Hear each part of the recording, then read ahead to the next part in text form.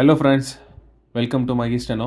இன்றைக்கி நம்ம கொஞ்சம் வேர்ட்ஸோட ஷார்ட்கட்ஸ்லாம் பார்க்க போகிறோம். அந்த வேர்ட்ஸ் எல்லாம் யூஸ் ஆகிற மாதிரி நாளைக்கு இதே மாதிரி ஒரு ஜென்ரல் பேசேஜ் ஒன்று அப்லோட் பண்ணுவேன். ஸோ இன்றைக்கி போடுறத நீங்கள் ப்ராக்டிஸ் பண்ணிக்கோங்க. நோட்டில் எழுதி வச்சு ஒரு 5 டைம்ஸோ இல்லை 5 லைன்ஸோ எழுதி ப்ராக்டிஸ் பண்ணி வச்சுக்கோங்க. ஸோ நான் ஜென்ரல் பேசேஜ் போடும்போது அதை நீங்கள் எழுதி பாருங்கள். ஸோ அது வந்து உங்களுக்கு உங்கள் ஸ்பீடை இன்க்ரீஸ் பண்ணுறதுக்கு ரொம்ப ஹெல்ப்ஃபுல்லாக இருக்கும். ஓகே, வாங்க வீடியோக்குள்ளே போகலாம். ஓகே, இப்போ நம்ம ஃபஸ்ட்டு பார்க்க போகிற வேர்டு வந்து கவர்னர்ஸ் அட்ரஸ். கவர்னர்ஸ் அட்ரஸ் வந்து இதுதான் கவர்னருக்கு உள்ள ஸ்ட்ரோக்கு. ஸோ கவர்னர்ஸ் அட்ரஸ்னு வந்துச்சுன்னா கவர்னர் மாதிரி நிறைய டபுள் பண்ணி சர்க்கிளஸ் போட்டால் கவர்னர்ஸ் அட்ரஸ். இதுக்கு முன்னாடி நம்ம பார்த்துருக்கோம். பிரைம் மினிஸ்டர் வந்தால் பர்லே ஸ்டர் போட்டு கீழே 2 டேஷ் போட்டு வச்சுக்கலாம். அதே மாதிரி சீஃப் மினிஸ்டர் வந்தால் த்ரூ த லைனில் சே போட்டு ஸ்டர் போட்டு ஒரு 2 டேஷ் போட்டு வச்சுக்கலாம்.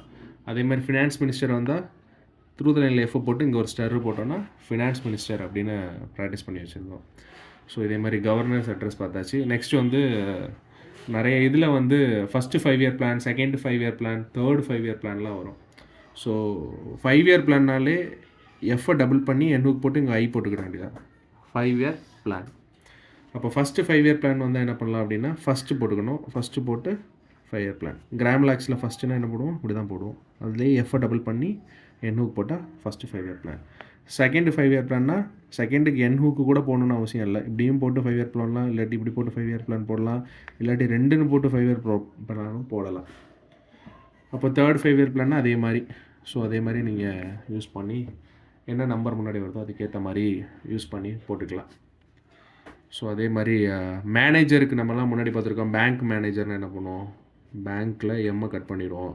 இல்லை ஸ்டேட் பேங்க்னு வந்தாலே என்ன பண்ணுவோம், ஸ்டேட்லேயே பிஏ கட் பண்ணிடுவோம். ஸ்டேட் பேங்க் ஆஃப் இந்தியான்னு என்ன பண்ணுவோம், ஸ்டேட் பேங்க்கில் இந்தியாவுக்கு என்டி ஹால் பண்ணி போட்டோன்னா state bank of India.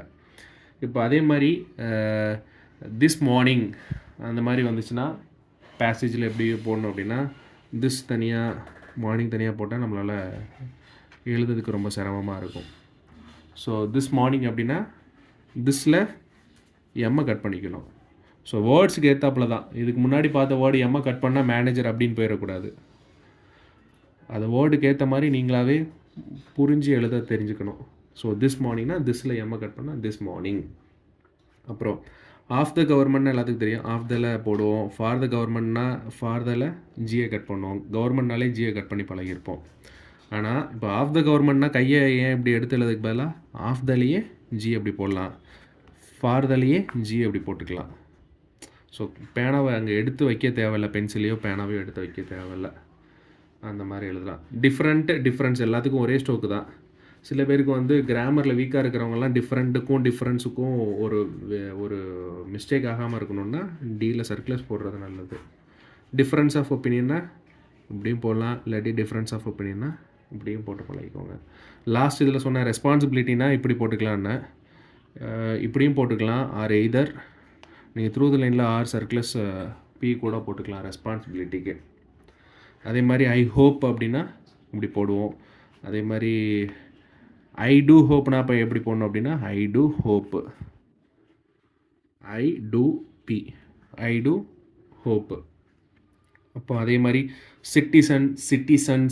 Citizenship அதுக்கெலாம் பார்க்க போகிறோம். சிட்டிசன்னா பிலோ த லைனில் சர்க்குலஸ் என் போட்டால் சிட்டிசன். அதே மாதிரி சர்க்குலஸ் என் போட்டு இன்னொரு சர்க்குலஸ் போட்டால் சிட்டிசன்ஷிப் அப்படின்னு வந்துச்சுன்னா என்ன பண்ணுவோம், சிட்டிசன்லேயே இஷ்ஷை கட் பண்ணிட வேண்டியதா, இல்லாட்டி நீங்கள் சிட்டிசன்லேயே இப்படி இஷ்ஷை போட்டுக்கிட வேண்டியதான் பிலோ லைனில். சிட்டிசன்ஷிப் அப்படின்னு அர்த்தம். லாஸ்ட் வீடியோஸ்லாம் பார்த்துருப்போம். ஆஃப் திஸ் ஸ்டேட்டு பார்த்துருக்கோம், ஆஃப் திஸ் சிட்டி பார்த்துருக்கோம். இப்போ வந்து வெல்ஃபேர் ஸ்டேட்னா இப்போ என்ன பண்ணுவோம், வெல்ஃபேர் தனியாக ஸ்டேட் தனியாக போட வேண்டாம், வெல்ஃபேர்லேயே சர்க்குலஸ் டி ஹாவ்டு போடணும். கரெக்டாக போட்டால் வெல்ஃபேர் ஸ்டேட். அதே மாதிரி entire, another, any other, இந்த 3 வேர்டுக்கும் வந்து ஒரே ஸ்ட்ரோக்கு தான் கிட்டத்தட்ட. இன் டயர்னா இன் தனியாக டயர் தனியாலாம் போட வேண்டாம். என்ன டபுள் பண்ணி இங்கே புள்ளி ஈவோவில் வச்சுக்கிட்டேன்னா இன் டயர். இன் அதர் அப்படின்னா என்ன பண்ணுவோன்னா, நான் யூஸ்வலாக என்ன பண்ணுவேன்னா என்ன டபுள் பண்ணி இதில் ஒரு சின்ன ஒரு டேஷ் போட்டு வச்சுக்கிட்டேன். In other. எனி அதர்னால் என்ன பண்ணுவேன்னா இங்கே ஒரு புள்ளி வச்சுக்கிடுவேன், எனி அதர். அதே மாதிரி வேறு வேர்டு என்னென்னா டெக்னாலஜிஸ்ட், டெக்னாலஜிஸ், இந்த வேர்டெலாம் பார்க்க போகிறோம். டெக்னாலஜின்னா என்ன பண்ணுவோன்னா, நான் பிலோ த லைனில் ஜே மட்டும் போட்டால் டெக்னாலஜி, இல்லாட்டி ஈ வவல் கூட நீங்கள் வச்சுக்கலாம். இது பிலோ த லைனில் நான் எல்லாமே போடுறதெல்லாம் பிலோ த லைன் சொல்கிறதெல்லாம் பிலோ த லைன், லைன்லேருந்து கீழே போடணும். ஆக்சுவலாக நான் இங்கே போட்டிருக்கணும். இதுதான் இந்த லைன்னா டெக்னாலஜி. டெக்னாலஜிஸ்னால் அப்போ எப்படி போடணும்? புள்ளி வச்சு சர்க்கிளஸ் போட்டால் டெக்னாலஜிஸ். டெக்னாலஜிஸ்ட்னா என்ன பண்ணணும்?